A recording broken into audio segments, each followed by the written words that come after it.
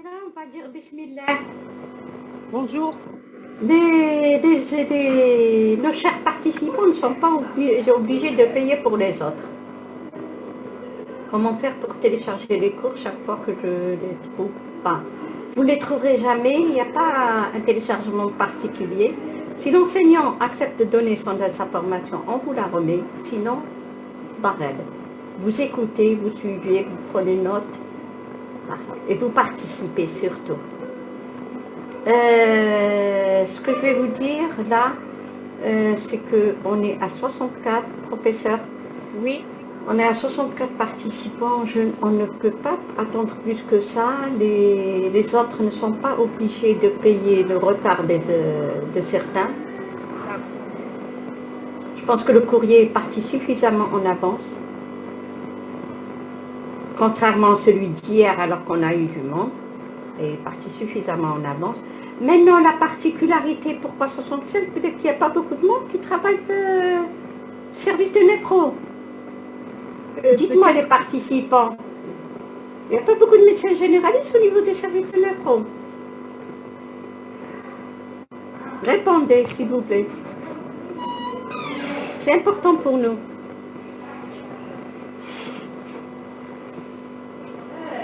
Betna, par exemple, vous avez des nécros au niveau du service des médecins généralistes au niveau du service de nécro?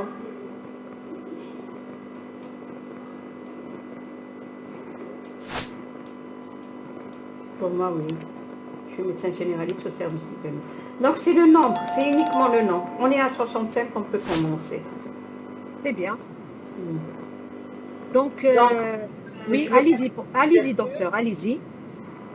Alors, ce qu'on va faire aujourd'hui, c'est qu'on va travailler avec une population particulière des médecins généralistes qui travaillent au niveau des services de dialyse. Et donc, pour ça, nous avons choisi un thème très simple sur la dialyse péritonéale, particulièrement chez l'enfant.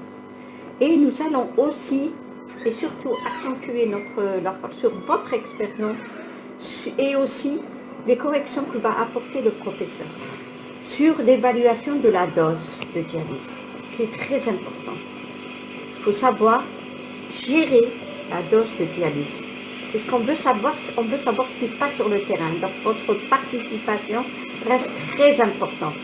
Le professeur Chelroum vous donnera le nécessaire, vous apportera l'information nécessaire, mais en retour, on voudrait connaître les lacunes.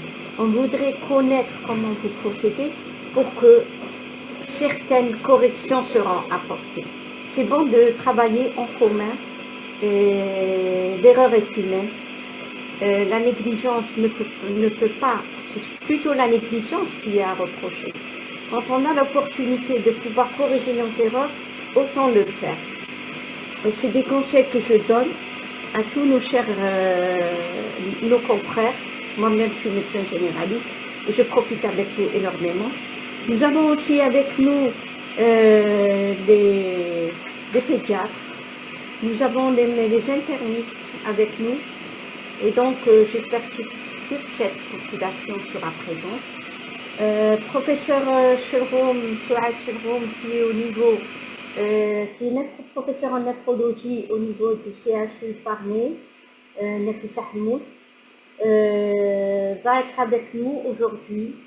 Et merci beaucoup, professeur, d'avoir accepté de collaborer avec nous. Je vous laisse entamer le thé. Très bien. Merci beaucoup, docteur Gougam. Bonjour tout le monde. Aujourd'hui, je vais vous parler de la dialyse péritonéale, spécialement chez l'enfant, qui est une population particulière. On va le voir de plusieurs côtés. Comment peut-on optimiser la dose de dialyse et la qualité de dialyse chez l'enfant? Les points qu'on va aborder, d'abord, on va bien sûr introduire le sujet. Pardon, excusez-moi. On va introduire la dialyse péritonéale. On va ensuite parler de l'évaluation des besoins en dialyse chez l'enfant. On va essayer de déterminer la dose. Par quelle méthode peut-on la déterminer, la dose de dialyse? Quelles sont les différentes techniques et les protocoles qu'on peut proposer en dialyse et comment fait-on le suivi pour éviter justement les complications? L'introduction d'abord à la dialyse péritonéale. Il faut savoir qu'il n'y a pas d'âge pour la maladie rénale chronique ou la maladie rénale aiguë. Donc, ça peut se voir aussi bien chez l'enfant que chez le sujet âgé. L'insuffisance rénale, quand elle survient, il faut faire une épuration ou un remplacement, une thérapie de remplacement rénal. La thérapie de remplacement rénal qui est proposée dans nos centres hospitaliers, c'est l'hémodialyse et la dialyse péritonéale. La transplantation rénale est actuellement la troisième technique et la meilleure technique de dialyse chez l'enfant. On peut même la proposer en préemptif, c'est-à-dire avant l'arrivée au stade de dialyse. Et actuellement, les trois thérapies sont disponibles dans nos centres hospitalo-universitaires d'Alger, centre Betna, Oran, Constantine. Les grandes villes, quand même, elles disposent de techniques de transplantation pédiatrique, de dialyse péritonéale et d'hémodialyse. Donc, pour introduire la dialyse péritonéale est une méthode d'épuration, donc extra-rénale, mais qui utilise un péritoine qui est une membrane endocorporelle. Le péritoine, c'est ce fameux membrane séreuse qui englobe tous les viscères de notre organisme et qui tapisse la paroi interne de l'abdomen. Cette membrane, elle est formée de capillaires sanguins, on va le voir, et qui va permettre les échanges entre le sang et la membrane et la paroi abdominale, c'est-à-dire la cavité péritonéale. C'est une technique qui se prête particulièrement bien à la dialyse à domicile parce qu'on n'a pas besoin d'instruments ou de machines d'hémodialyse. Et donc, elle est bien proposée pour les enfants en bas âge, moins de 2 ans, supérieur à 2 ans jusqu'à 15 ans, 16 ans. Et elle est très bien proposée pour les sujets âgés qui ne peuvent pas se déplacer. Il y a eu beaucoup de succès dans cette technique de dialyse grâce aux méthodes de connectologie qui sont récentes, grâce à la réduction des complications qu'on va voir infectieuses et autres, et grâce à l'optimisation justement de la qualité de dialyse avec les nouvelles solutions de dialyse plus biocompatibles avec le milieu intérieur. Le développement de cette technique s'est vu dans les années 80. Il faut savoir que chez l'enfant, il n'y a pas de limite de poids. C'est ça l'avantage. Et qu'il y a une absence d'utilisation totale et de besoin d'abord vasculaire. On n'a pas besoin d'un cathétérisme ni d'un matériel endovasculaire pour faire un circuit extracorporel. Donc, la dialyse péritonéale utilise le péritoine avec un petit cathéter, on va le voir. Donc, c'est une technique qui se prête bien à domicile et donc qui peut respecter, grâce à une machine qu'on va vous montrer, elle respectera même les heures de sommeil. Donc, c'est la meilleure technique pour les jeunes enfants. Voilà la membrane péritonéale. La membrane péritonéale, c'est cette fameuse membrane donc, qui tapisse la paroi interne. Pardon, je vais voir ce que je vais faire, la flèche. Seconde. Est-ce que vous voyez comme ça, la flèche? Est-ce que vous arrivez à voir la flèche? Oui, Donc, oui. très bien. Donc, la membrane péritonéale, c'est cette membrane qui tapisse les viscères et même la paroi interne de pariétale, la paroi pariétale. Donc, il y a cette membrane péritonéale, elle est là. Il y a des cellules endothéliales, donc des capillaires sanguins qui sont à l'intérieur de cette membrane. Et grâce à ces capillaires sanguins, donc on a le film capillaire qui vient ici, la cellule endothéliale, le capillaire sanguin. Le capillaire sanguin, ça veut dire qu'il va porter tous les contenus du sang, y compris les toxines urémiques qu'on veut épurer. Donc, le sang, il est chargé de matériel et de toxines. La membrane péritonéale avec la cellule endothéliale. Et là, c'est la cavité péritonéale. La cavité péritonéale, on va y mettre ici, dans cette cavité, un liquide de dialysa qu'on appelle le liquide péritonéal. Et c'est ce liquide qui va essayer de faire un transfert de qualité. On va faire entrer en bleu, on va essayer de faire entrer dans le sang les molécules qui ne sont pas présentes chez l'insuffisance rénale chronique. Exemple, le calcium et les médicaments, par exemple, les antibiotiques et autres. Et on va essayer de faire sortir en rouge tout ce qui est toxique, tout ce qui n'est pas bien pour l'enfant. Donc, c'est une membrane semi-perméable qui fonctionne à peu près comme le rein naturel. D'ailleurs, on appelle la membrane péritoniale le troisième rein. Donc, les principes physico-chimiques, c'est les mêmes principes qu'on utilise en hémodialyse, c'est-à-dire il y a un principe de diffusion simple pour les molécules, c'est-à-dire on va faire passer les molécules du milieu sanguin capillaire vers le milieu de dialysa, la cavité péritoniale, à travers donc la membrane et les cellules endothéliales qui sont fenestrées. On va faire passer donc les molécules du milieu le plus concentré vers le milieu le moins concentré. Donc, c'est un principe de diffusion simple. Pour l'urée, pour la créatinine, pour les osmoles, le sodium, le calcium, le bicarbonate, on va utiliser cette technique de diffusion. Pour ce qui est de l'osmose, c'est une différence qui nécessite un moyen osmotique, une molécule osmotique. C'est-à-dire qu'il faut qu'on forme un gradient différent osmotique entre le milieu sanguin et la membrane et la cavité péritoniale. Comment peut-on créer un gradient de différence osmotique entre ces deux milieux? C'est grâce aux molécules de glucose qu'on va mettre dans la cavité péritoniale. C'est-à-dire le dialysa qui est contenu dans la cavité péritoniale qu'on va faire pénétrer par un tuyau. Ce dialysa, il contient du sucre.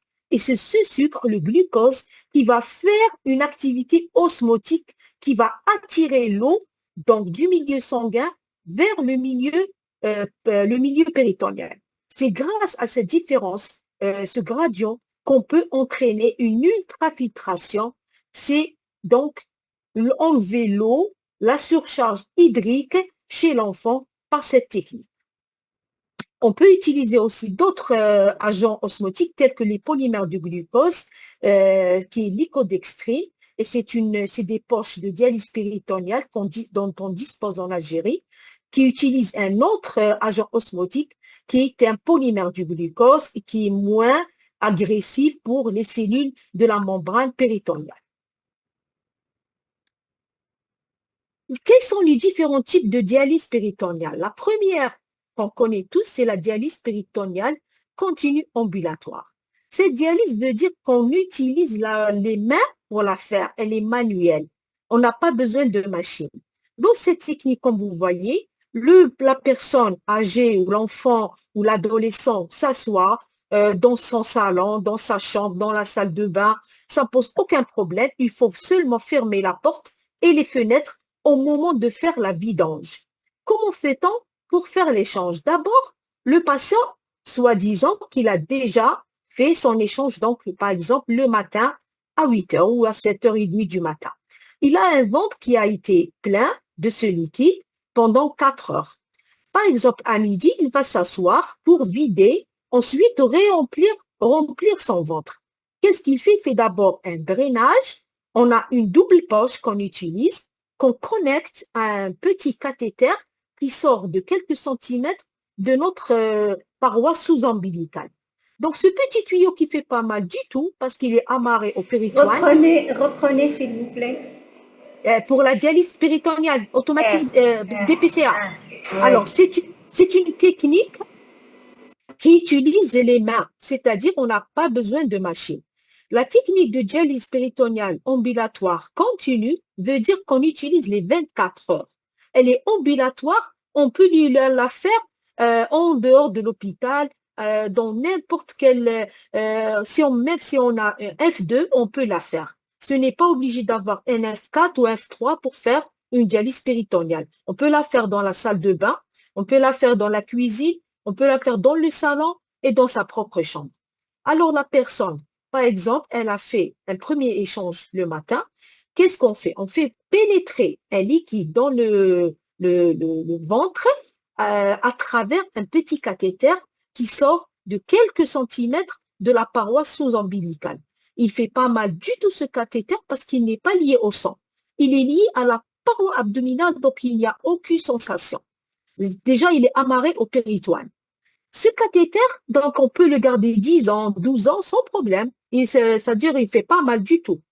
Et donc, la personne qui, soi-disant, a fait entrer le liquide par un système de double poche, le matin, par exemple, à 8 heures, il fait entrer les 2 litres ou 1 litre et demi, ou chez l'enfant, on peut aller de 500 millilitres par échange. Il fait entrer son dialysat, il va les laisser 3 ou 4 heures. C'est-à-dire, c'est la période de stase. Qu'est-ce qui se passe après ces 3 ou 4 heures? On fait un autre échange. On peut faire 3 à 4 échanges par jour. C'est-à-dire que la personne s'assoit, elle va commencer par vider d'abord ce qu'on appelle le drainage du dialysat qui est saturé en déchets. Au fait, pendant ces 3 ou 4 heures, il y a eu un échange entre le milieu péritonéal, la cavité, et les cellules sanguines du péritoine, c'est-à-dire qui contiennent le sang de l'organisme. Donc, toutes les toxines sont contenues maintenant dans le dialysat. C'est comme les urines qu'on doit rejeter. C'est la même chose. Le dialysat, il contient de l'urée, de la créatinine, du phosphore, du sodium monoxyde, du potassium. Donc, on est obligé de le jeter. Il contient même de l'acide urique et même certains médicaments. Donc, cet échange, on va faire d'abord une connectologie de cette poche avec notre cathéter. On va vider, faire la vidange, le drainage. Une fois cette opération, elle prend 15 à 20 minutes.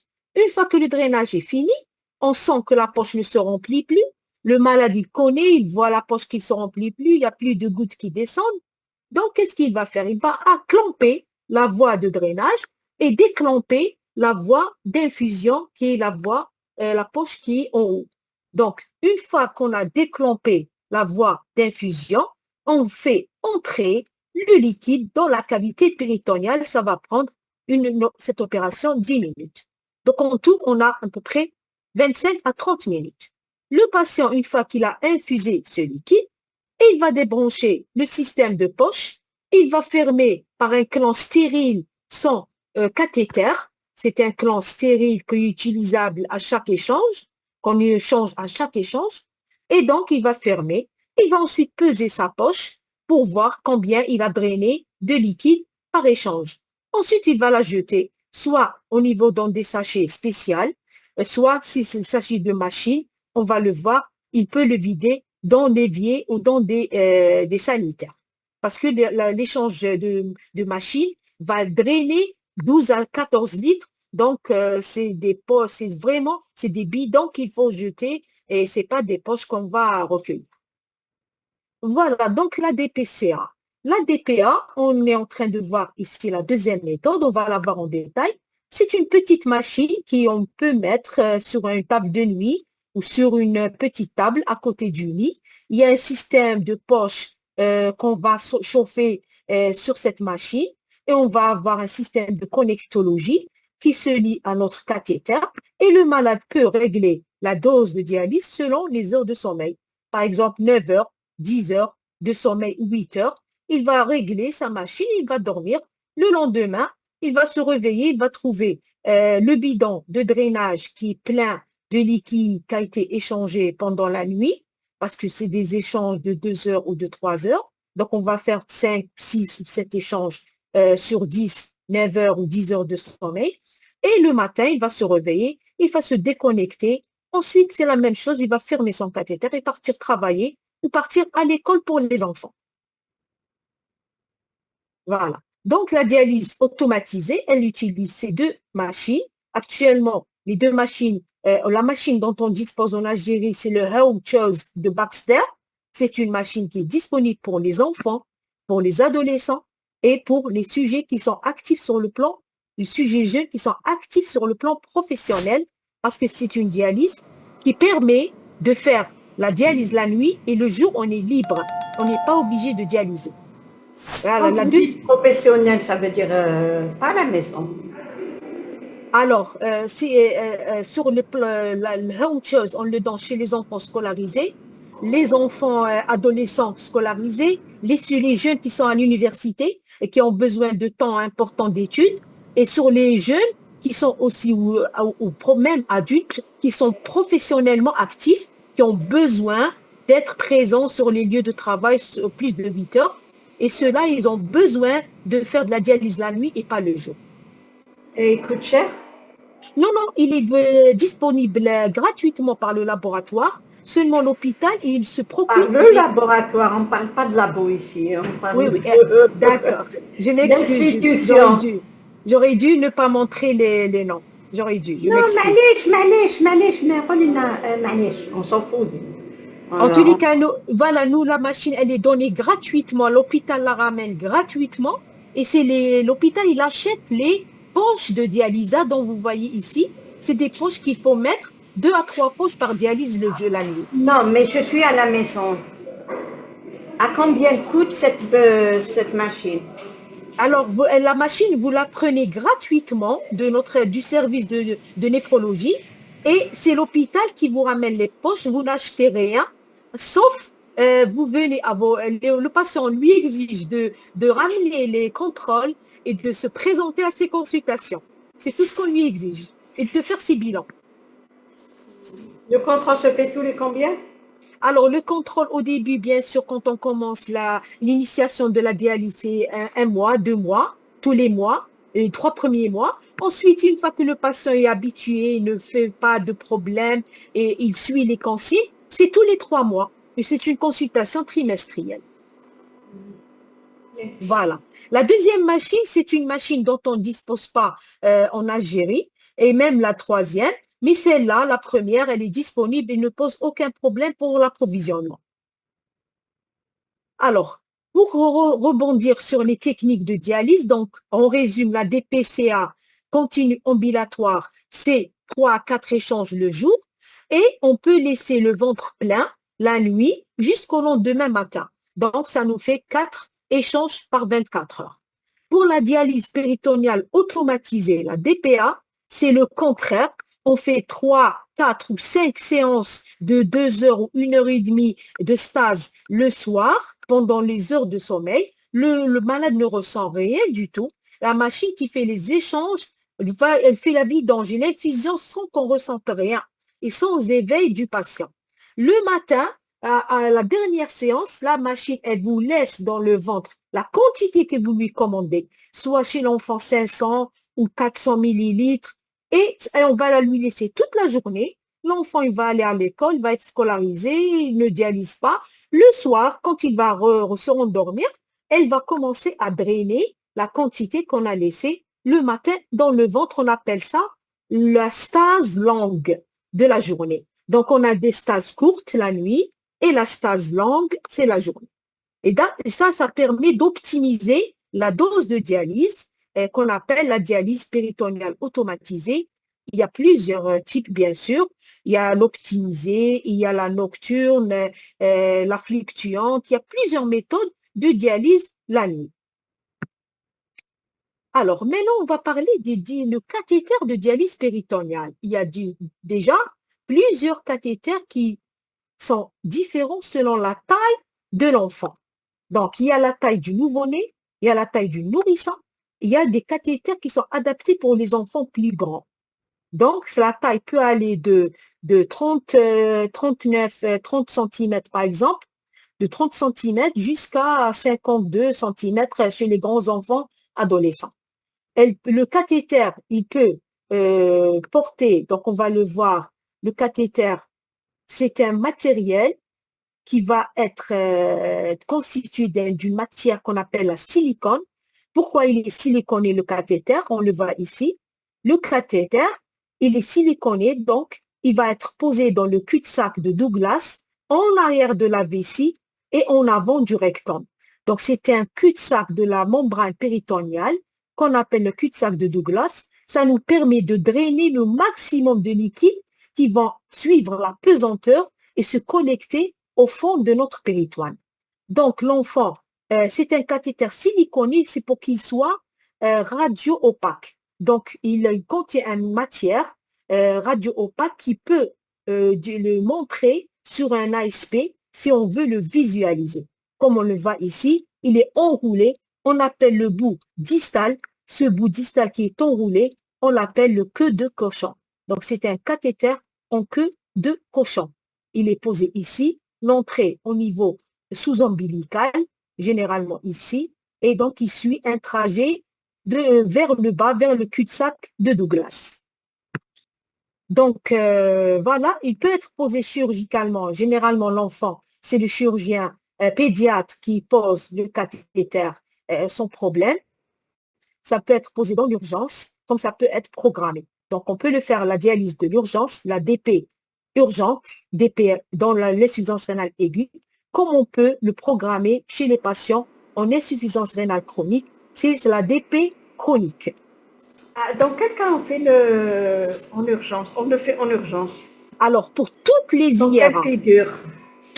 toutes les IRA du nourrisson, de l'enfant, du nouveau-né, on pose le cathéter le jour même, la nuit, à l'hôpital par le chirurgien de garde, à Nafissa Hamoud, on a un service de chirurgie infantile. Donc, ça nous a toujours, ils ont été formés.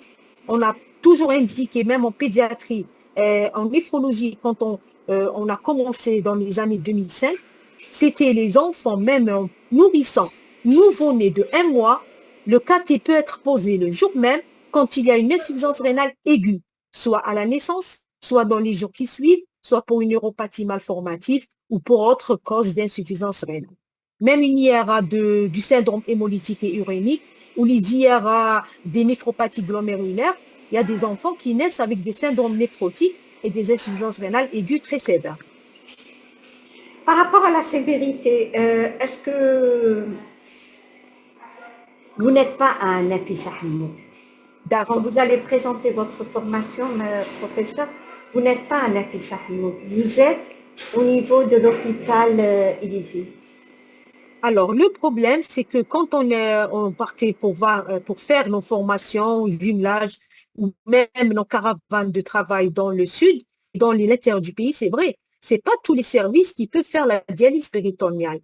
Mais la formation, la majorité maintenant, Biskra, Betna, Constantine, Oran, ils ont fait de la dialyse péritonéale. Ils commandent même le produit de dialyse péritonéale au niveau de la PCH, du Biskra. Il y a des patients qui ont été faits poser les cathéters à un autre niveau, mais qui habitent l'intérieur du pays. Et donc, quand ils rentrent chez eux, on n'a pas de problème de suivi, mais on n'a pas de problème d'approvisionnement en poche de dialyse.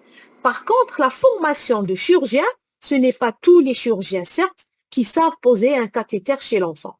Donc, cette formation, il faut bien sûr la faire au niveau des CHU, là où il y a des services de chirurgie pédiatrique, comme par exemple Parné, Bnimsous, Kouba, il pose aussi pour les enfants. On a aussi Zmirné, Belfort, les enfants de Bnimsous, Bebloued. Donc, ceux-là, ils ont pris l'habitude.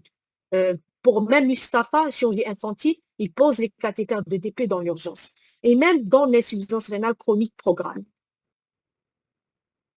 D'accord. Donc, quelles sont les indications de la dialyse chez l'enfant? Les indications de la dialyse, comme on l'a dit, c'est l'insuffisance rénale. J'ai pas mis aigu, mais j'en ai parlé. L'aigu, c'est une indication de dialyse péritonéale dans l'urgence. Il y a l'insuffisance rénale chronique terminale. C'est le patient qui arrive à une insuffisance rénale totale, irréversible. Les reins ne fonctionnent plus. On doit faire une méthode. Donc, pour un enfant, c'est dur et agressif de commencer par l'hémodialyse quand on peut faire un petit tuyau dans le ventre que l'enfant ne voit même pas, qui va être caché par une petite ceinture et qui peut faire son travail et son activité sportive ou son activité sociale sans problème. Donc, il y a les bénéfices psychosociaux chez l'enfant. Il est libre de jouer, il est libre de même. Après, il peut se baigner dans la mer, il n'y a aucun souci. Il peut faire du sport, il peut faire beaucoup d'activités sportives. L'enfant, il est scolarisé, il ne fait pas de retard scolaire, il est intégré, il réussit même dans ses études. Et en plus, c'est une méthode de préparation à la transplantation rénale pédiatrique. Et on l'a utilisé dans notre centre pour beaucoup d'enfants. Donc, sur le plan avantage, vous voyez ici, l'enfant, il peut faire ses activités artistiques, la musique, il peut aller aux vacances, il peut accompagner sa famille en vacances, il n'y a pas de problème. Il n'a qu'à emporter la petite machine dans une valise avec les poches. Certes, il faut faire quelques approvisionnements. Il faut prendre quand même 2 valises pour les poches de dialyse. Si c'est une durée de vacances de quelques jours, et on peut, avec cette dialyse, on peut adapter les horaires aux activités de la personne. Donc, il y a une liberté totale d'activité. Là, maintenant, on va voir comment peut-on évaluer les besoins en dialyse chez l'enfant. Il faut voir quels sont les facteurs qui peuvent influencer les modalités ou le type de dialyse. C'est l'âge de l'enfant. Le petit âge et le grand âge, c'est pas la même chose. Donc, par exemple, le peu nourrissant, il a plus besoin d'une DPCA que d'une DPA. Le grand enfant, il a plus besoin d'une DPA que d'une DPCA pour être libre. Il est scolarisé. Le poids de l'enfant, c'est la même chose. Donc, les petits enfants, le petit nourrisson de moins de 2 mois, de moins de 6 mois, il a besoin d'une DPCA de quelques échanges, de 2 à 300 cc par échange. Donc, le besoin de dialyse selon le poids de l'enfant. Un grand enfant, qui pèse 42 kilos, il peut avoir besoin de 1,5 litre à 2 litres de dialyse par échange. Les causes de l'insuffisance rénale aussi peuvent influencer la dialyse. Pourquoi? La dose de dialyse dépend de l'étiologie. Si c'est une maladie glomérulaire comme le syndrome néphrotique, où il y a une perte importante de protéines urinaires, cet enfant, si on lui fait l'ADP, il aura encore une perte de protéines grasses par l'ADP, malheureusement. Il y a une petite perte de protéines qui peut se voir. Donc, c'est un enfant qu'il faut surveiller encore plus sur le plan nutritionnel et apport protéique, par exemple. Les comorbidités qu'il faut surveiller, bien sûr, c'est la volémie, c'est l'hypertension artérielle, c'est le risque d'œdème pulmonaire, c'est le risque d'insuffisance cardiaque, c'est l'hyperparathyroïdie qui s'installe chez l'insuffisant rénal chronique par l'hypocalcémie fréquente et l'hyperphosphorémie et par l'hypovitaminose D qui est corollaire de l'insuffisance rénale chronique. Et on a l'anémie de l'insuffisance rénale chronique aussi qu'il faut suivre et traiter. Parce que si elle n'est pas prise en charge par un traitement adapté, l'érythropoïétine par exemple, et le fer, eh ben, c'est une anémie qui va encore aggraver l'état nutritionnel et aggraver la maladie rénale chronique.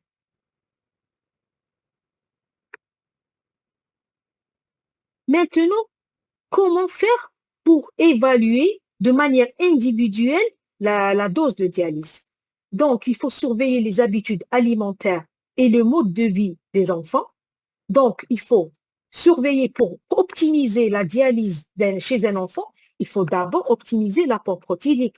Puisqu'on a dit que l'ADP, elle entraîne quand même une perte quand même de 5 à 10 grammes chez l'adulte. L'enfant, ça peut aller de 5 grammes par jour de protéines, de déperdition. Chez l'adulte, ça peut aller de 10 à 15 grammes par 24 heures. Donc, il faut optimiser l'apport protéique chez l'enfant. Surtout, il a besoin de croissance. Donc, on est obligé de surveiller la diététique, l'apport calorique. Certes, il est apporté par le glucose du dialysat, mais il faut surveiller l'enfant parce qu'il est en pleine croissance, il est en pleine activité de développement. Il faut aussi surveiller l'apport de calcium qui est déficient chez le patient. Il faut diminuer les apports phosphorés. Il faut augmenter les apports de vitamine D, de vitamine B et surtout de vitamine C pour optimiser justement le développement intellectuel de l'enfant. Donc, tout ça doit accompagner l'évaluation individuelle de la dose de dialyse. Donc, maintenant, on va voir comment peut-on la déterminer. Donc, pour déterminer la dose de dialyse, il faut définir la dose de dialyse ou l'adéquatie. La dose de dialyse adéquate, ce qu'on appelle en anglais l'adéquatie. Ça veut dire quoi? Ça veut dire quand est-ce qu'on est en équilibre avec une bonne dialyse, elle est en équilibre avec les besoins du corps de l'enfant. Il faut qu'on arrive à une équation d'équilibre.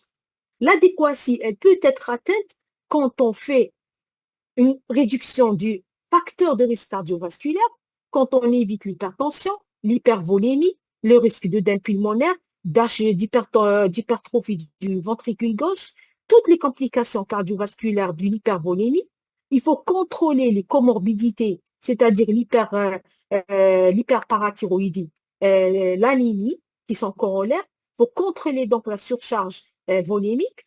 Il faut corriger tous les déficits vitaminiques, les déficits métaboliques dont on a parlé tout à l'heure. Il faut donc améliorer la diététique et l'apport nutritionnel. Tout ça va aider à définir l'adéquatie en dialyse. Les paramètres cliniques qu'on doit surveiller chez l'enfant, c'est surtout le poids. Donc, le poids, c'est un paramètre très important. S'il est stable, ça veut dire que l'enfant n'augmente pas et ne diminue pas. Il est stable à peu près à quelques grammes. Ça veut dire que sa tension, elle est stable. Ça veut dire qu'il n'est pas en œdème pulmonaire, qu'il ne fait pas d'œdème des membres inférieurs. Ça veut dire que notre dialyse, elle est efficace. Si l'enfant commence à augmenter de volume pendant la dialyse péritonéale, ça veut dire qu'il y a un problème. Il y a une hypervolémie qui s'installe. Et cette hypervolémie va se manifester par une hypertension artérielle, par un risque d'œdème pulmonaire et par des œdèmes des membres inférieurs, probablement et du visage aussi, même des lampes. On va voir un enfant qui va augmenter même au niveau des organes génitaux, on va le revoir, ils vont augmenter même de volume. Donc, c'est ça l'œdème. Il faut l'éviter. Donc, par une amélioration de la dose de dialyse. On peut avoir un poids qui diminue. Dans ce cas, c'est risqué. L'hypotension, vous le savez, c'est l'épidémiologie inverse. C'est l'hypotension qui va tuer plus que l'hypertension artérielle. On l'a retrouvé dans pas mal d'études. Et donc, il faut faire très attention devant une hypotension qui s'installe. Ça veut dire qu'on est soit on est en dialyse trop, c'est-à-dire on enlève beaucoup d'eau. Et donc, attention, l'enfant, il peut faire des hypovolémies, il peut faire des problèmes donc, de croissance, des problèmes au niveau encéphalique, neurologique. Donc, l'hypovolémie aussi est très risquée. Donc, il faut éviter de faire une trop grande ultrafiltration. Donc, il faut toujours donc calculer la dialyse selon les sorties, les entrées, selon la diurèse de l'enfant, selon les apports, qu'est-ce qu'il prend, qu'est-ce qu'il mange, qu'est-ce qu'il boit. Tout ça va nous aider à éviter tous ces problèmes. Il y a un matériel qu'on a ici, c'est le Body Composition Monitor ou le BCM dont on dispose. Dans la majorité des hôpitaux, Biskra, Betna, Constantine, Oran, Alger, les CHU, ils ont ce matériel. C'est un BCM qui va nous calculer l'état d'hydratation du corps humain grâce à une activité électrostatique.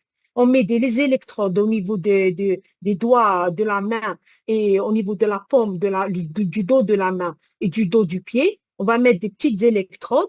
On ne fait rien du tout, on allonge le patient et on va faire marcher la machine pour voir à peu près l'état d'hydratation qui se voit au niveau du milieu extracellulaire. On va calculer comme ça, est-ce qu'il y a un œdème, est-ce qu'il y a une surcharge volémique qui peut se voir grâce à cette machine qui va nous aider à le percevoir. Le poids sec, donc, il est très important. Il faut arriver à déterminer le poids sec en dialyse chez l'enfant. L'hydratation normale, on est en équilibre au milieu. L'hyperhydratation, on est en surcharge, le cœur va en pâtir, les poumons aussi. La déshydratation, c'est pas bon, ça va encore retentir sur la fonction rénale résiduelle des reins natifs, parce que les reins natifs, ils maintiennent toujours une petite durée chez l'enfant. Mais si on déshydrate trop l'enfant par la dialyse, on va casser cette durée chez lui et on va inhiber cette fonction rénale résiduelle native qui est très importante pour l'équilibre justement volémique et la qualité de dialyse chez l'enfant. Donc, les autres examens qui peuvent nous aider à surveiller l'enfant, c'est des matériaux qu'on va voir pour déterminer la dose de dialyse et la qualité de la membrane péritonéale. Est-ce que c'est une bonne membrane qui filtre bien? Est-ce que c'est une membrane qui filtre peu ou est-ce que c'est une membrane qui filtre trop? Ça, on peut le faire avec des tests biologiques.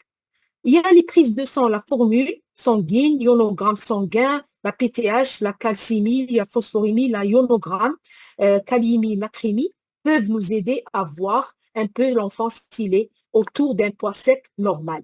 L'examen aussi du téléthorax et de l'aspect permettent aussi de voir si on est en surcharge, si on a une cardiomégalie ou si on a un œdème pulmonaire.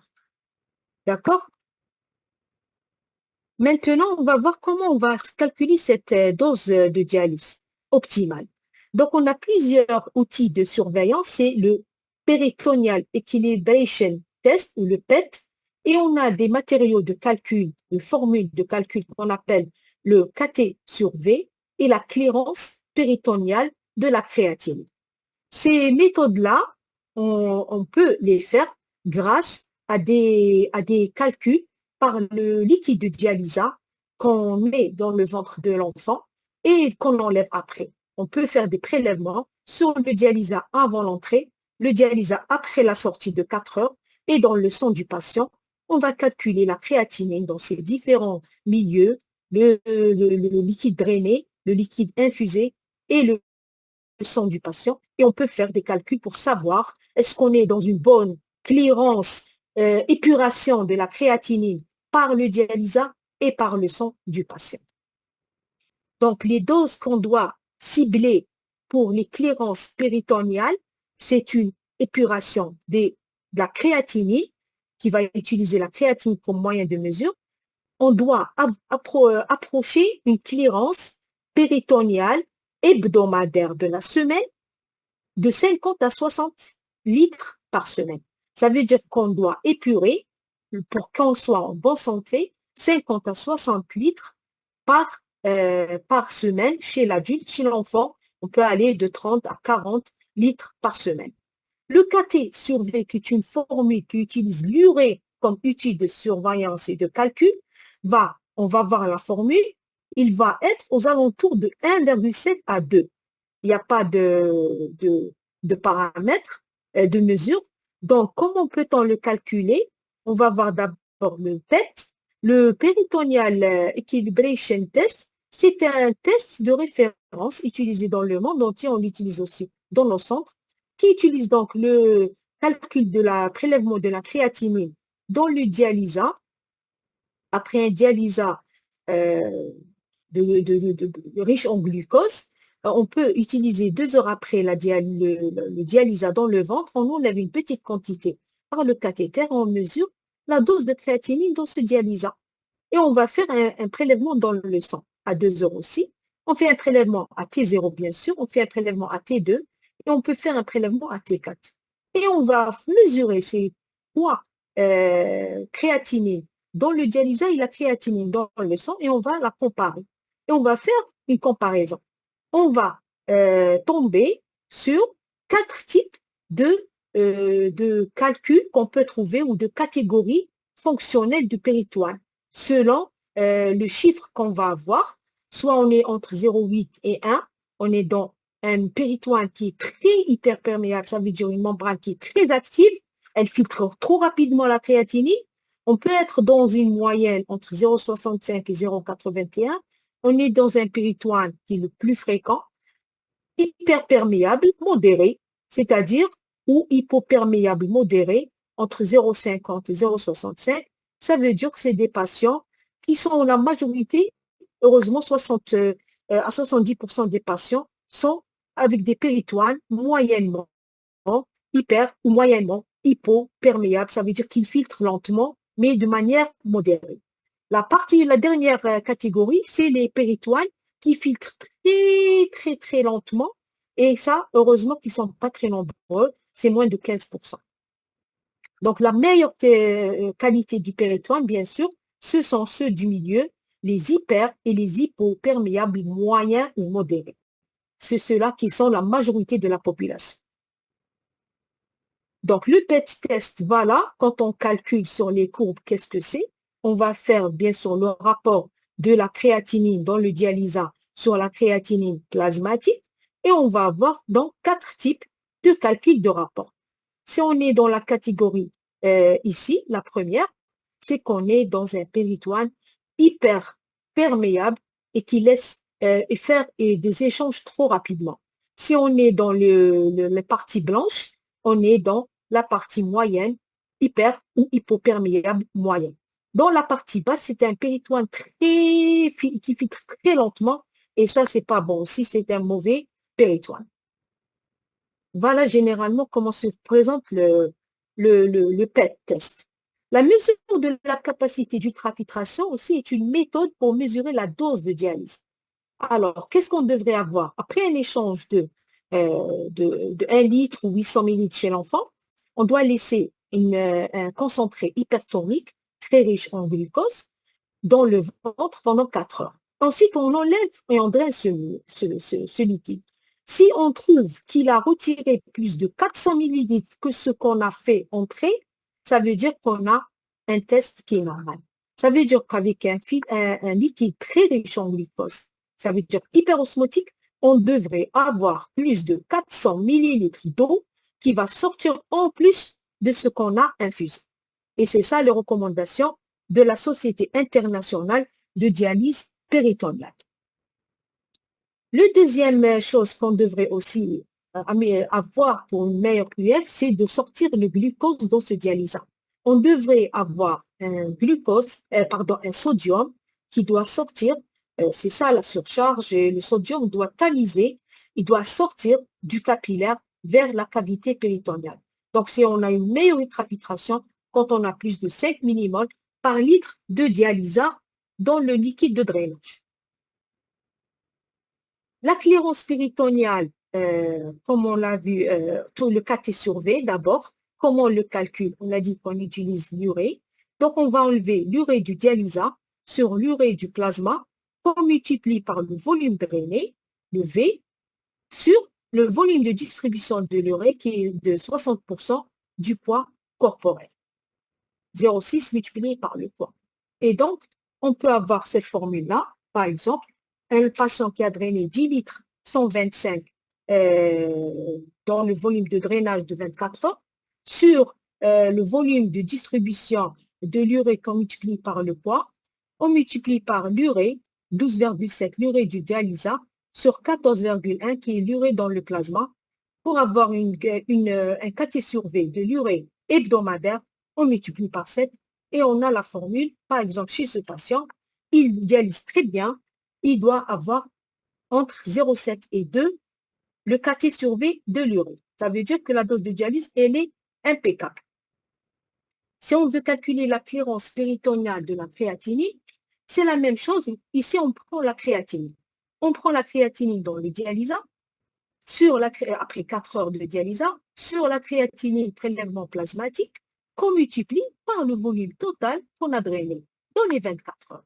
Si on veut avoir la clairance hebdomadaire, on multiplie tout ça par 7 et on aura, par exemple, un patient qui fait sortir 10 litres 700 par 24 heures, on multiplie par la créate dans le dialysat sur la créate plasmatique, qui est de 0,788, on multiplie par 7, on a un patient qui fait une clairance hebdomadaire de la créatinine de 59 litres par semaine. Donc, on avoisine les 60 dont on a parlé tout à l'heure pour être dans les normes. On peut la normaliser à la surface corporelle du patient en multipliant par le 1,73 mètres carrés qu'on divise par la surface corporelle du patient et on peut avoir donc exactement une clairance péritonéale normalisée à la surface corporelle. Maintenant, la perméabilité péritonéale pour montrer juste cette étude qui a montré justement quelles sont les parties, les classes de population qu'on trouve les plus fréquentes. Heureusement, c'est les hypoperméables moyens et les hyperperméables moyens dont on a parlé. Ils constituent à peu près presque 65% à 70% des patients. Les hypoperméables moins de 15%, hyperperméables font 15%. Donc, la majorité sont des hypo ou hyperperméables moyens, ce qui constitue une bonne qualité du péritoire. Juste ici pour montrer que la clairance de d'épuration de l'urée, quand on fait le rapport dialysation plasmatique, l'urée dialysée sur le plasma, regardez, au bout de 2 heures, on a presque 80% de l'urée qui a été épurée. Donc, c'est pour ça que chez l'enfant, grâce à cette qualité, on a encore une hyperperméabilité physiologique dans le péritoire de l'enfant. Donc, on peut faire des échanges très rapides et très rapprochés. Ce n'est pas comme l'adulte. L'adulte, on doit faire 4 heures pour avoir une meilleure qualité de dialyse avec un rapport égal à 1. Donc, chez l'adulte, il faut attendre 4 heures pour faire pour un. Chez l'enfant, 2 heures suffisent parce qu'il a un péritoire hyperperméable de manière physiologique. Donc, il épure très rapidement l'urée. Donc, on peut faire des échanges de 2 heures. Dans l'urgence, on peut faire des échanges de 2 heures, ça suffit très largement pour traiter l'insuffisance rénale aiguë. Donc, c'est des échanges répétés chaque 2 heures. Pour ce qui est de la cinétique de la créatinine, c'est la même chose. On voit ici que pour arriver à une meilleure épuration, un rapport qui se rapproche de 1, il faut vraiment attendre les 4 heures. C'est ce qui nous a permis de prolonger les échanges dans la dialyse chronique à 4 heures, mais toujours dans l'insuffisance rénale aiguë, on peut faire des échanges plus rapides parce que dans l'aigu, il faut épurer plus l'urée que la créatinine. Maintenant, comment peut-on aussi améliorer la dose de dialyse? La dose de dialyse, on doit l'améliorer en connaissant la pression intrapéritonéale. Qu'est-ce que c'est que cette pression intrapéritonéale? Ça veut dire qu'on va remplir une cavité avec de l'eau, avec un liquide. Si on ne connaît pas la capacité de cette cavité, on peut faire des dégâts. C'est-à-dire si on remplit trop par de l'eau, c'est dangereux. Si on ne remplit pas beaucoup, on n'est pas assez efficace. Donc, pour avoir une meilleure dialyse, il faut connaître la capacité de la cavité péritonéale. C'est ça la pression intrapéritonéale. Jusqu'à combien je peux remplir chez l'enfant. Donc, la tolérance, elle peut nous aider. Donc, si on calcule cette pression intrapéritonéale ou PIP, on peut connaître le volume qu'on doit faire, ce qu'on appelle le VIP, le volume intrapéritonéal. On peut prescrire donc la dose de dialyse. On peut optimiser l'ultrafiltration. On peut savoir ce qu'on va utiliser chaque heure ou chaque 2 heures si on veut enlever beaucoup d'eau. On peut donc savoir à peu près notre péritoine, comment la cavité, comment elle va se comporter. Donc, on va utiliser chez l'enfant une petite réglette et on va utiliser, regardez qu'est-ce que c'est ici chez l'adulte d'abord. On va voir ce schéma. On va utiliser une poche drainage qui est vide qu'on va suspendre. On va connecter au cathéter de notre patient, au cathéter de notre, pardon, excusez-moi.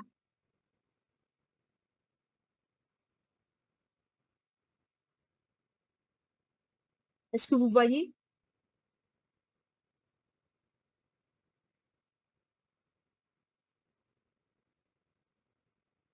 Est-ce que vous arrivez à voir?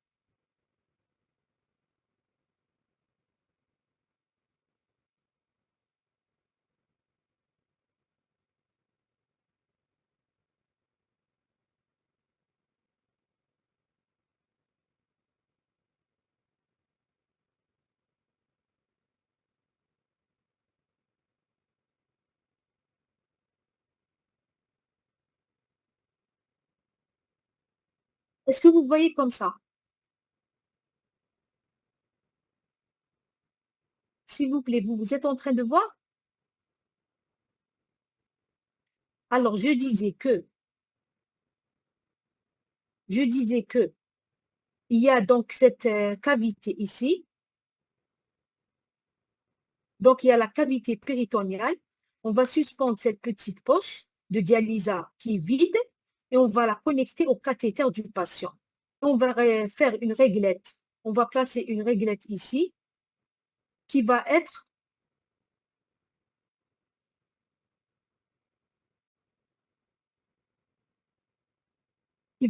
au niveau, une réglette qui va être au niveau de la ligne axillaire. Et on va déclamper la voie d'infusion, la voie de drainage. On va déclamper cette voie sur la ligne de drainage vide. On va déclamper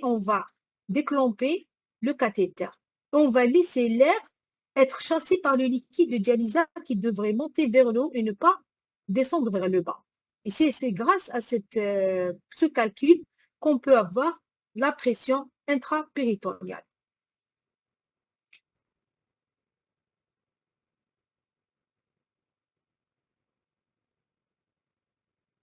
Est-ce que vous voyez, s'il vous plaît?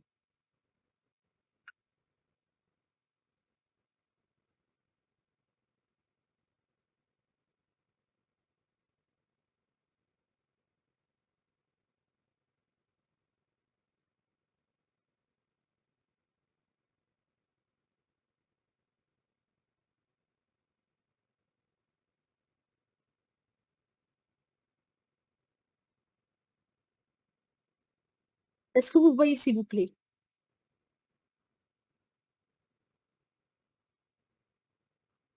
Pardon, excusez-moi. Donc, je disais qu'on va suspendre la voie de drainage vers le haut, la poche vide.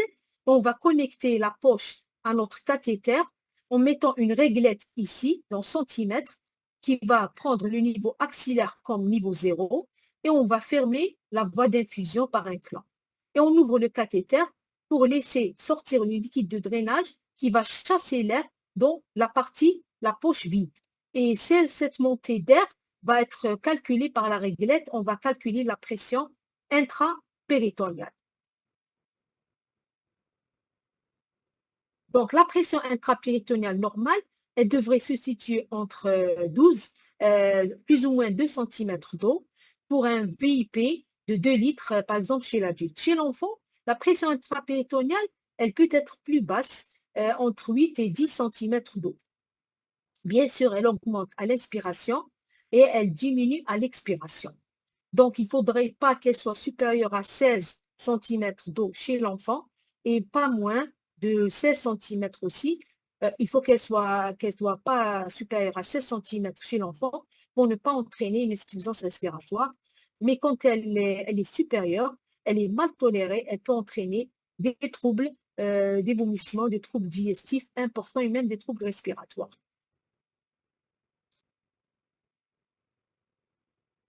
Ça, on l'a vu. Voilà comment on fait le calcul chez l'enfant. On met donc le liquide péritonéal, le drain, et on va mesurer, on va mettre une poche ici, on va mettre une réglette ici pour mesurer la montée du liquide de dialyse dans la poche de dialyse péritonéale.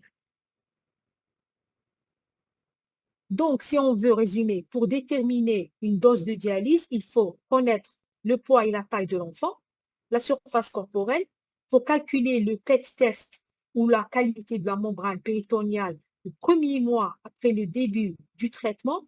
Il faut commencer à faire le PET parce qu'il faut laisser au moins le péritone s'habituer à la dialyse. Il faut attendre un mois pour calculer le PET chez l'insuffisance rénale chronique. Chez l'insuffisance rénale aiguë, généralement, on ne calcule pas le PET parce que c'est une dialyse d'urgence de quelques jours à quelques semaines.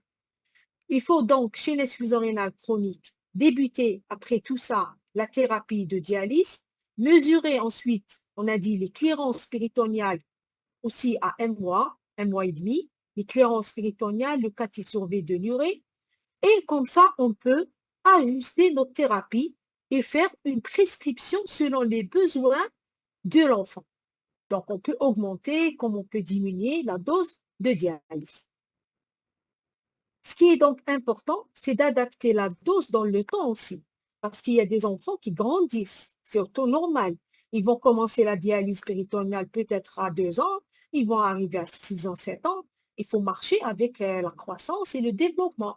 Donc, il faut évaluer progressivement la volémie, la taille, le poids, les changements liés à la croissance, les ajustements nutritionnels, les ajustements métaboliques, la calcémie, l'anémie, la phosphorémie, l'hyperparathyroïdie. Donc, il faut accompagner l'enfant dans son développement et sa croissance. Dans ce cas, la dose de dialyse va augmenter avec la croissance, bien sûr. Maintenant, quelles sont les différentes techniques et protocoles de dialyse? Comme ici, vous voyez, cet enfant qui est couché, il va faire sa dialyse péritonéale automatisée à domicile en faisant son sommeil habituel normalement. Donc, c'est une dialyse qui se prête très bien à domicile. Les différents protocoles de dialyse, comme on l'a dit tout à l'heure, il y a la DPCA, comme il y a la DPA. La DPA, on a dit qu'il y a plusieurs types. Voilà les différents types. C'est par exemple ici la dialyse péritonéale continue cyclique. C'est celle qu'on a vue tout à l'heure où il y a 4-5 cycles la nuit. Ensuite, un cycle lent qu'on va laisser dans le ventre la journée. Comme on peut faire plus chez les personnes, par exemple, qui ont un péritone très, très hyperperméable, qui filtre rapidement, on doit faire des échanges courts et rapides. Cela, on doit faire de la dialyse péritonéale intermittente nocturne. Qu'est-ce que c'est? On va laisser faire plusieurs échanges la nuit, 6 à 8 à 10 échanges, mais le matin, on ne laisse rien dans le ventre parce que c'est des patients qui absorbent rapidement le glucose parce qu'ils filtrent trop rapidement les molécules. La troisième technique, c'est nocturne, c'est la dialyse péritonéale fluctuante nocturne. Celle-là aussi, elle va utiliser des échanges très rapides de 45 minutes maximum chez des personnes qui sont très hyperperméables ou bien euh, qui ont besoin de faire ou bien des insuffisances cardiaques. On va faire des échanges très courts de 45 minutes, plusieurs échanges la nuit et on ne laisse rien dans le ventre la journée pour ne pas entraîner une hyperabsorption et des œdèmes. Voilà qu'est-ce qu'on peut utiliser chez les enfants. Les nourrissons et les nouveau-nés, on va utiliser même chez les enfants de moins de 2 ans, on va utiliser le système PDP système. C'est des dialyseurs, de poches de dialyse, de vidange, on a la poche d'infusion aussi, qui sont connectés à un système, ici qu'on le voit, qui va nous mesurer la quantité qui va rentrer dans le ventre. C'est des petits bébés qui ont besoin, par exemple, de 150 cc par échange. Si on fait une poche de 2 litres, on ne peut pas calculer 150 essais par échange, c'est trop dur. Qu'est-ce qu'on fait? On les branche à ce système de connexion qui va nous calculer les 150 cc que l'enfant va faire entrer dans le cathéter. Regardez ici. Donc, on connecte le cathéter à ce tubuleur-là. La poche, elle est connectée, le cathéter est connecté à ce système de connectologie qui est connecté à la poche de dialyse. Et donc, on va faire entrer dans le ventre chaque heure ou chaque 2 heures la quantité qu'on veut chez le bébé, 150 à 200, 250 cc par échange par exemple. Maintenant, quelles sont les différentes concentrations de solutions de dialyse qu'on a? On a dit le glucose comme l'agent osmotique le plus utilisé, il y a 3 concentrations. Il y a une concentration isotonique qui est très peu concentrée en glucose, c'est les poches colorées en jaune. Pourquoi jaune, vert et rouge? Parce qu'il y a des gens qui reconnaissent les poches facilement avec la couleur. On n'a pas besoin de lire, de voir la concentration. La poche verte, c'est la poche de concentration moyenne. Et la poche rouge, c'est la poche hyper concentrée en glucose on l'utilise dans les surcharges importantes. La poche de polymère de glucose qu'on a dit tout à l'heure qui est importante et qui existe chez nous, c'est l'icrodextrine. Elle est très importante. On peut utiliser ces poches dextranil, qui sont des poches violettes, pour les patients qui ont un problème de réabsorption importante de dialyse le soir ou la journée. On peut leur faire une poche dextranil, ça ne va pas être réabsorbé. Le glucose ne passe pas dans la membrane, dans la capillaire cellulaire sanguin, et il ne va pas être réabsorbé. Donc, l'extranil n'est pas réabsorbé, ce qui permet de faire des échanges de longue durée sans risque de réabsorption du glucose dans le sang. Il y a des poches aussi nutritionnelles qu'on appelle les nutriniques qui apportent des nutriments ou des acides aminés. Ceux-là, on ne les a pas encore chez nous, on les attend. Inch'Allah, ça va arriver comme les poches d'icodextrine.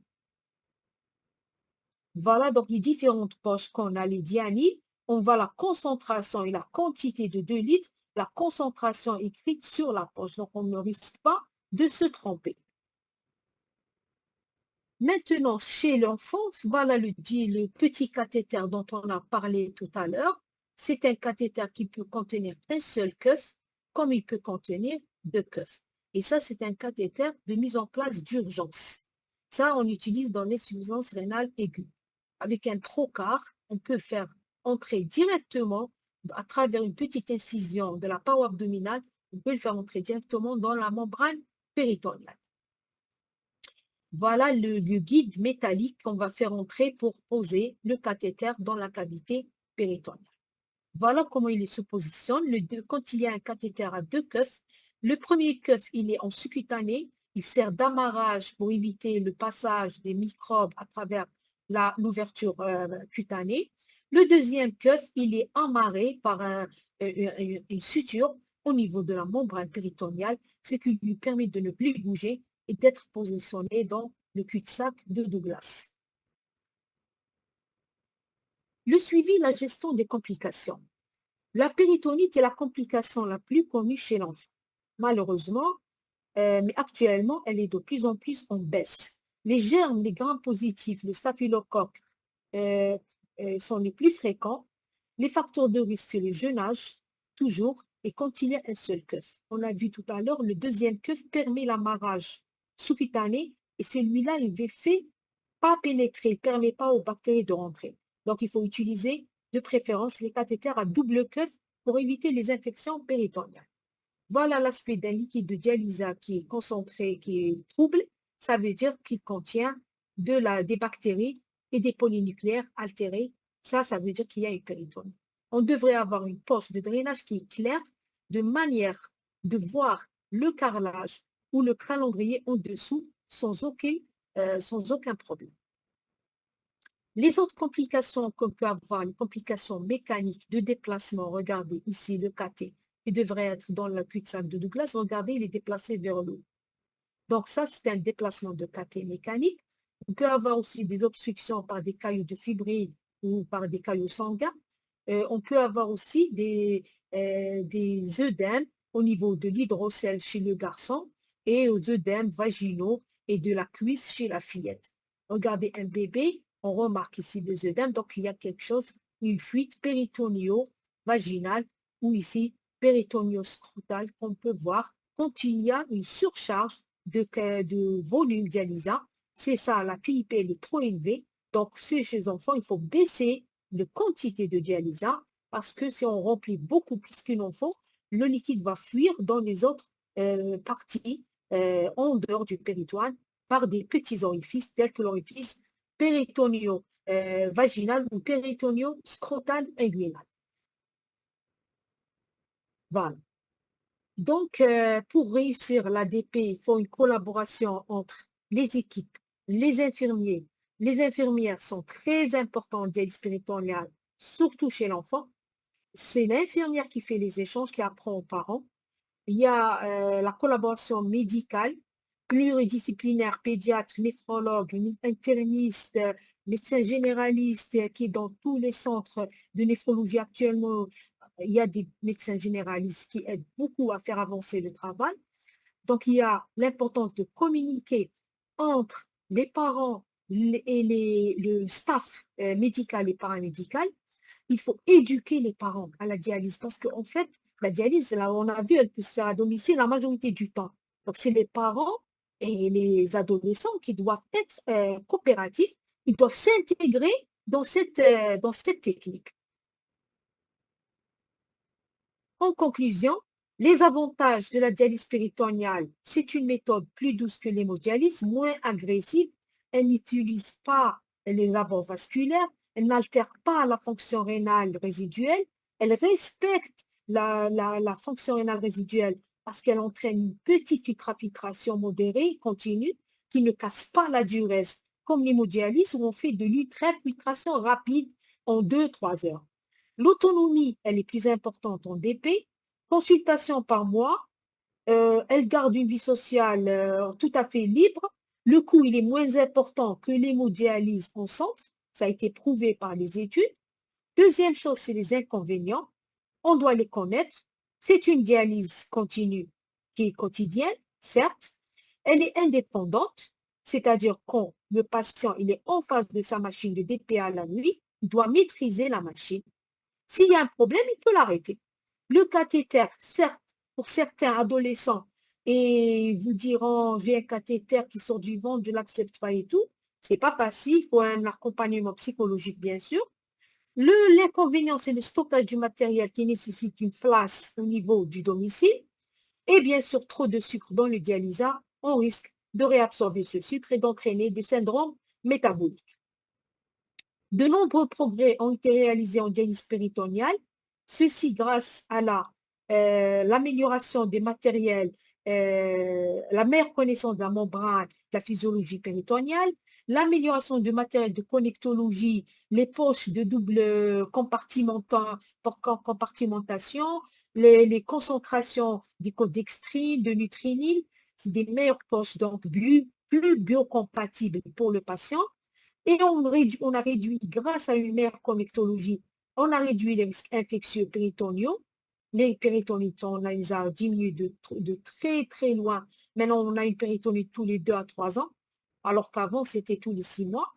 Les progrès ont permis d'améliorer la survie en dialyse, aussi bien de la technique que l'amélioration du survie du patient. L'ADP actuellement peut rester chez l'enfant ou l'adolescent de 2 ans jusqu'à 8 ans. jusqu'à 10 ans de dialyse péritonéale. Mais l'idéal, c'est de faire une DP pour préparer à la transplantation rénale, donc une courte durée de DP pour aller vers la transplantation rénale. La dialyse péritonéale, donc, devrait trouver sa place à côté de l'hémodialyse et de la transplantation rénale. Et je vous remercie pour votre attention. Est-ce que vous avez des questions?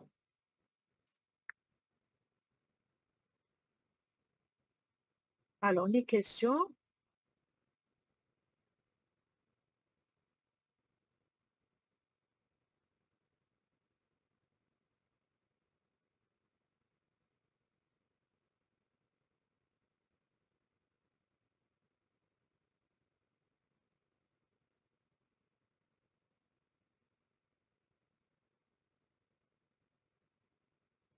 Alors, je vois ici une question. Docteur Gougan, je vois ici des questions, je peux commencer à répondre. Est-ce que vous m'entendez? Oui, on entend très bien. Très bien. Alors, je peux commencer par répondre aux questions, si vous voulez. Déjà, Oui? la question ultime que je vais poser moi, Oui, bien sûr. c'est qu'est-ce qu'ils doivent retenir dès les grades. D'abord, on commence par les médecins généralistes. Ensuite, on passe aux autres. Alors, le médecin Quoi généraliste, retenir et qu'est-ce qu'ils doivent avoir en tête? très bien. Alors, le médecin généraliste, comme vous voyez dans la majorité des services de néphrologie, il y a des médecins généralistes qui travaillent pour préparer les patients en insuffisance rénale chronique à la greffe rénale. À Betna, à Alger, à Bnilsous, à Parnay, Beboued, c'est des médecins généralistes qui aident beaucoup à la préparation des patients pour la greffe rénale. Donc, s'ils sont en greffe rénale, c'est qu'ils doivent préparer des patients qui sont en dialyse péritonéale aussi, parce que la méthode de préparation la meilleure chez les enfants, c'est la DP. Donc, ils doivent savoir gérer comment préparer un enfant en dialyse péritonéale à la greffe rénale. Donc, ils doivent gérer la connaissance du cathéter, les différentes complications de la dialyse péritonéale chez l'enfant. Est-ce que l'enfant est bien équilibré sur le plan tensionnel, la volémie, le poids sec, les œdèmes, la surcharge? Est-ce qu'il était tout ça va nous dire que le patient il est en bonne dose de dialyse. Ils doivent surveiller le poids, les œdèmes, l'hypertension artérielle. Ils doivent voir la diurèse résiduelle, elle est très importante. Si elle est conservée, c'est mieux. Si elle n'est pas conservée, c'est une autre cas de figure. Donc, c'est des enfants qui risquent de faire des problèmes. Ils sont en anurie, donc ils risquent de faire plus de risques de surcharge et d'œdème et d'HTA. Donc, les enfants, on doit surveiller chez eux la diurèse, on doit surveiller la créatinine dans le sang et dans le dialysat, et on doit surveiller l'urée dans le sang et le dialysat. On peut faire les deux formules qu'on vous a montrées, sont très simples. KT sur V. L'urée dans le dialysat sur l'urée dans le sang qu'on multiplie par la quantité de dialysat de 24 heures sur 0,60 qu'on multiplie par le poids de l'enfant. Et cette formule, elle va nous dire est-ce que l'enfant il est en bonne dialyse ou non. Ça veut dire que s'il est en bonne dialyse, c'est meilleur que résultat pour la transplantation rénale. S'il est en mauvaise dialyse, très mauvaise préparation à la greffe rénale. Il faut d'abord optimiser la dialyse chez lui, d'abord augmenter la dose de dialyse avant de le préparer avant de le proposer à la greffe rénale. Donc, ils doivent connaître ça. Ils doivent connaître les différentes préventions, les méthodes préventives des complications. Ils doivent faire s'ils voient que l'échange, l'enfant, le papa, il dit la DP a diminué, elle a augmenté le drainage et la poche a diminué, le drainage il a diminué, faire un ASP, voir le cathé, il se positionne où? Est-ce que le cathé est en place ou il n'est pas bien? Il est ascensionné? Il y a un problème, on appelle le chirurgien, il peut repositionner le cathéter par juste une petite intervention de quelques minutes, ou bien il y a une péritonite, le papa vous dit l'enfant il pleure, il a de la fièvre, vous vous demandez à faire des dosages du dialysat à la recherche du microbe, la culture du dialysat, vous entamez une antibiothérapie, vous pouvez la traiter cette péritonite et prévoir les récidives en faisant une rééducation des parents ou de l'adolescent, en faisant un recyclage de cette famille. Peut-être qu'ils ont fait des erreurs de connectologie. Donc, ça aide à connaître, donc à prévenir les complications. Donc, avec tout ça, on peut préparer mieux l'enfant à faire de la transplantation rénale. Voilà. Pédiatre, avant de passer, il y a deux questions déjà. Est-ce que le médecin généraliste, quand il travaille au niveau des services de néphro, est-ce qu'ils ont euh, un protocole précis, bien encadré? Alors, justement, dans chaque centre de dialyse, ils ont leur protocole. Par exemple, l'épidémiologie interne du centre. Par exemple, chez nous, j'ai plus de staff que de épidermidis, par exemple, que de staff aureus. Par exemple, un autre centre, il va vous dire, j'ai le staff aureus qui est plus important que le staff épidermidis. Donc, l'épidémiologie de chaque centre, elle diffère. Donc, on doit connaître l'épidémiologie de notre centre pour faire des protocoles de suivi. Je dirais que moi, je ferai un protocole dans notre centre. On a plus de staff épidermidis, donc je fais un protocole, comme dans la littérature, selon l'épidémiologie.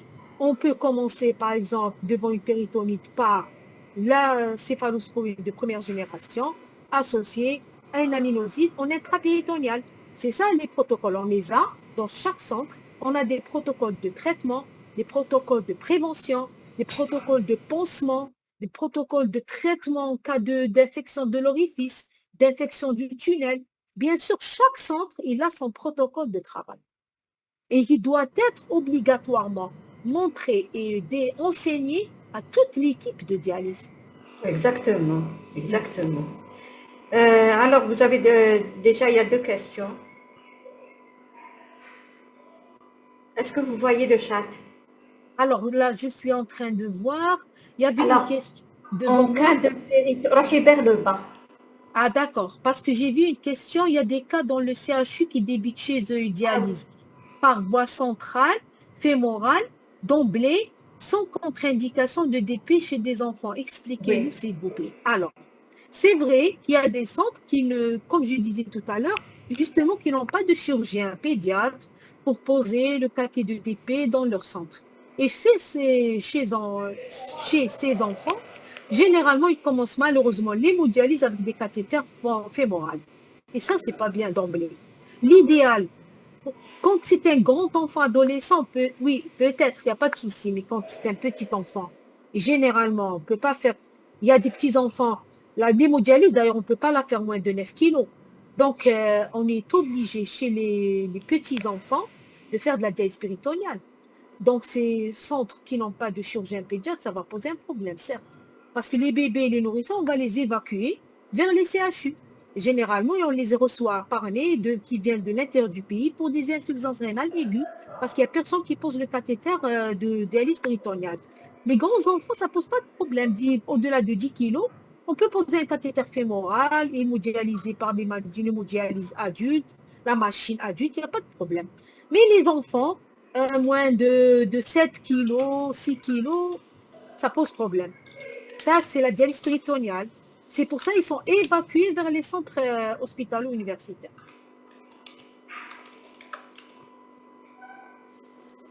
Il y a d'autres questions, je suis en train de Vers voir. le bas, vers le bas. D'accord. À la fin, carrément, il y a deux questions. Ah, je viens de voir. En cas de péritonite, on devrait faire une ablation du cathéter. Quelle sera l'alternative? Alors, regardez, plusieurs types de péritonite. Quand c'est une péritonite bactérienne banale, un germe épidermidis, un staphylocoque, coagulase négative peut être plus sévère. Quand c'est un germe banal, on ne fait pas d'ablation. On traite pendant 14 jours, on nettoie bien l'héparine, on met d'antibiotiques en intrapéritonéal et généralement, ça ne récidive pas, sauf quand ça récidive, comme le staph coagulase négatif. Quand ça récidive, par exemple, le même germe, 2, 3 péritonites à 1 mois ou à 15 jours d'intervalle après l'arrêt du traitement, ça, c'est des péritonites récidivantes. Là, on devrait faire une ablation du cathé et le remplacer. Comme on devrait faire une ablation dans les cas de péritonite phagique ou de pseudomonas, par exemple, germe difficile qui ne va pas s'enlever du cathéter, et c'est dans ce cas-là qu'on doit faire l'ablation. Quelle est l'alternative? Quand c'est un grand enfant, on peut le faire un cathé central, le dialyser quelques jours, le temps de nettoyer le péritoine et de remettre le cathé. Généralement, après un mois, on stérilise le péritoine. Si c'est un petit enfant, ça pose plus un problème. Généralement, on ne laisse pas sans dialyse, on repose le cathé au bout de quelques jours et on continue l'antibiothérapie.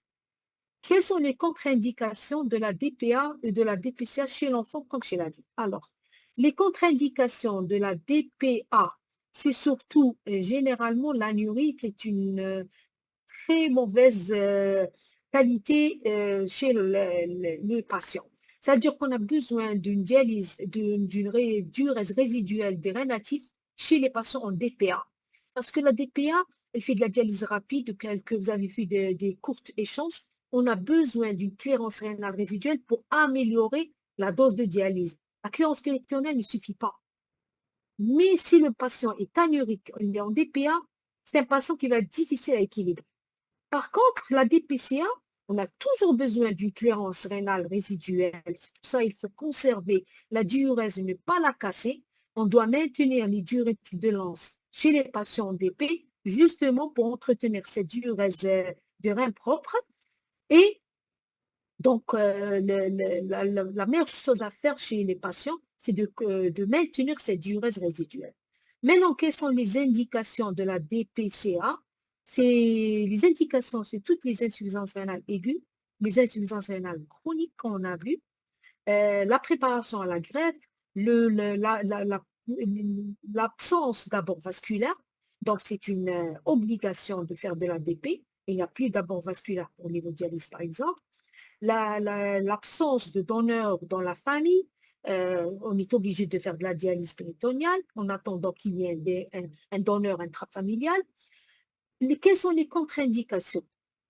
Les contre-indications, surtout, c'est les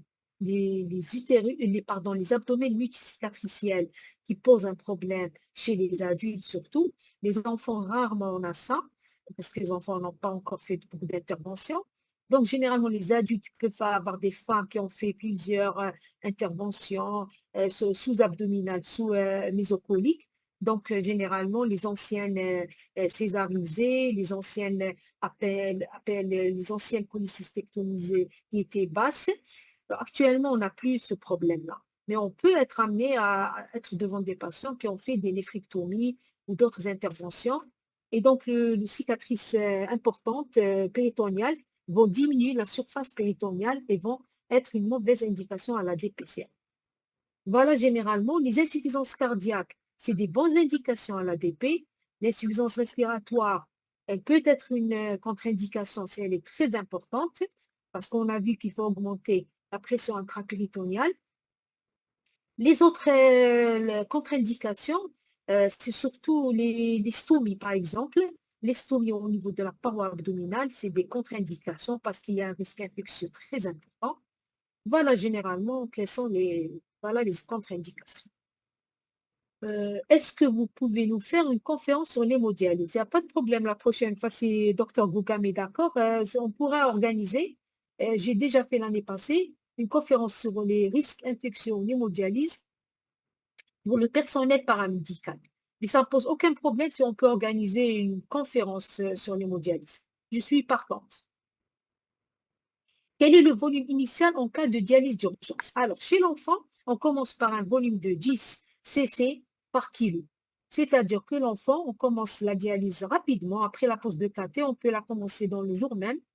Chez l'adulte, par exemple, il faut laisser jusqu'à 15 jours pour le cathéter sous cicatrice, dans le cas de l'insuffisance rénale chronique. Mais dans le cas de l'insuffisance rénale aiguë, on peut commencer la dialyse le jour même chez l'enfant par des petits volumes de 10 millilitres par kilo. On peut les faire les échanges chaque 2 heures, comme on peut les faire chaque 45 minutes selon les cas d'urgence et de volémie du patient. Pour éviter les fuites, justement, de préférence, si on peut attendre 48 heures minimum pour commencer la dialyse. Mais il y a des enfants qui vous arrivent en IR avec une surcharge, œdème pulmonaire, hypertension menaçante. on est obligé de commencer dans l'immédiat, mais le secret pour ne pas entraîner des fuites, c'est de commencer par des petits volumes de 10 cc par kilo. Ne pas dépasser les 15 cc par kilo progressivement. On peut monter chez l'enfant jusqu'à 30 à 50 cc par kilo. Après, quand le péritoine sera habitué à la surcharge. Les néphrologues de Béjaïa chez le nourrisson de 2 ans atteint d'un CRSHU, syndrome hémolytique et urémique. Quel est le volume initial pour commencer la dialyse d'urgence? Alors, le syndrome hémolytique et urémique, c'est mon sujet de thèse, donc je l'ai fait sur les enfants justement. Pour commencer, le volume initial, c'est toujours 10 cc par kilo. Vous augmentez progressivement chaque 48 heures selon l'urgence de l'insuffisance rénale aiguë. Si vraiment vous commencez à 10 cc kilo, après 3, 4 jours, vous allez augmenter jusqu'à 15 cc par kilo. Ensuite, vous allez atteindre 20 cc par kilo au bout d'une semaine, mais il faut y aller progressivement. Il faut surtout faire des échanges rapprochés chaque 2 heures. Voilà, je pense qu'il n'y a plus de questions. Madame Boudin, je suis avec vous.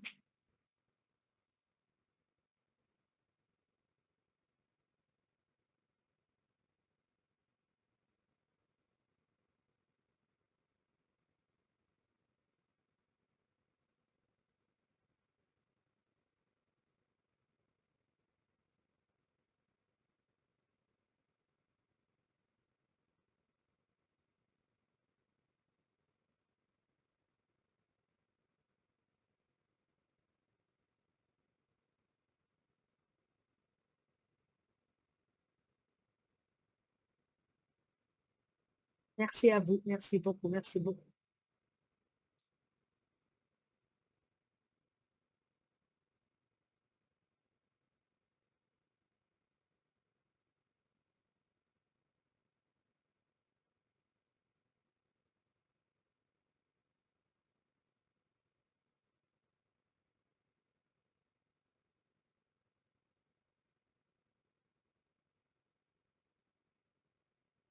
Il n'y a pas de problème. Moi, je suis avec vous. Je peux faire avec, si docteur Gogam est d'accord, on peut faire une conférence sur l'hémodialyse.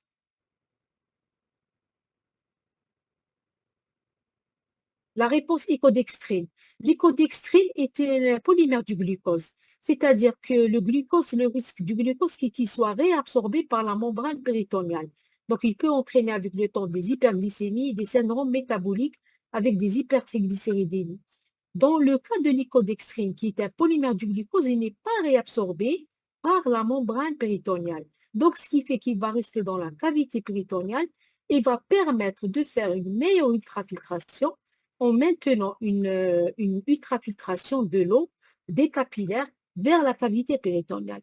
C'est pour ça que l'icodextrine, elle est préconisée chez les patients anuriques ou bien hyperperméables qui nécessitent des stases longues. On va l'utiliser 12 heures, on va la laisser soit le jour dans la DPA, soit la nuit dans la DPCA pour faire un échange lent et ça va permettre d'enlever l'eau le maximum possible sur une durée de 12 heures, ce qui est impeccable pour la surcharge et pour les patients qui ont des risques d'œdème et d'HTM. Est-ce qu'on peut l'initier chez le nourrisson? Bien sûr, il n'y a aucun problème. La dialyse péritonéale, on l'a appris avec le professeur Fischbach et on l'a appris avec des seniors de la néphropédiatrie. Ça a commencé chez les bébés à la naissance. On peut l'initier à 1 mois, à 1 semaine de vie et ça ne peut faire aucun souci. On peut les dialyser tout à fait bien normalement et c'est des IRA qui ont guéri grâce à la dialyse péritonéale chez les bébés et chez les nourrissons.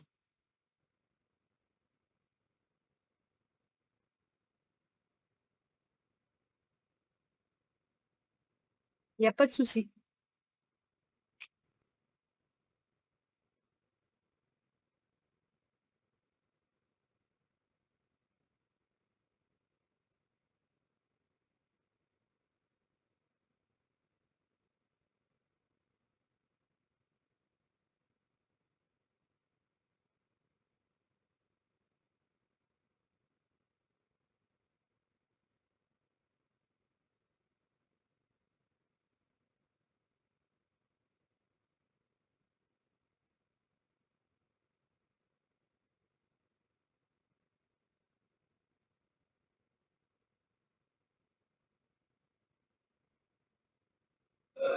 Alors, Oui, madame, docteur Gougam, je suis avec vous. Je je suis, suis je suis, avec vous, c'est les autres, les l'autre. justement, Si je vois toutes les questions. Je pense qu'il y a une dernière il y question. a une question qui arrive. Très bien. Quelle est la place de l'hypertonique chez le nourrisson? Alors, regardez, j'ai dit tout à l'heure que le péritoine de l'enfant, le nourrisson, il est très hyperperméable. Physiologiquement, il réabsorbe donc facilement le glucose et il épure facilement les molécules. Donc, il y a un passage rapide des molécules. Ce péritoine qui est hyperperméable, si on met de l'hypertonique, c'est-à-dire trop de sucre, concentration de 45 grammes par litre de dialysat, ça risque d'être réabsorbé, ce sucre chez le nourrisson. Donc, il vaut mieux éviter d'utiliser de l'hypertonique. Mais si on est devant un nourrisson qui fait de l'HTA sévère, avec des œdèmes, un OAP, un risque d'œdème pulmonaire, et une cardiomégalie ou bien une surcharge volumique importante, peut utiliser de l'hypertonique, bien sûr, mais il faut faire des échanges très courts de 45 à 1 heure, 45 minutes à 1 heure, pour ne pas laisser le temps au glucose de passer dans le sang. Vous voyez ce que je veux dire? Il faut que ce soit un échange très court. Donc 45 minutes à 1 heure, pas plus.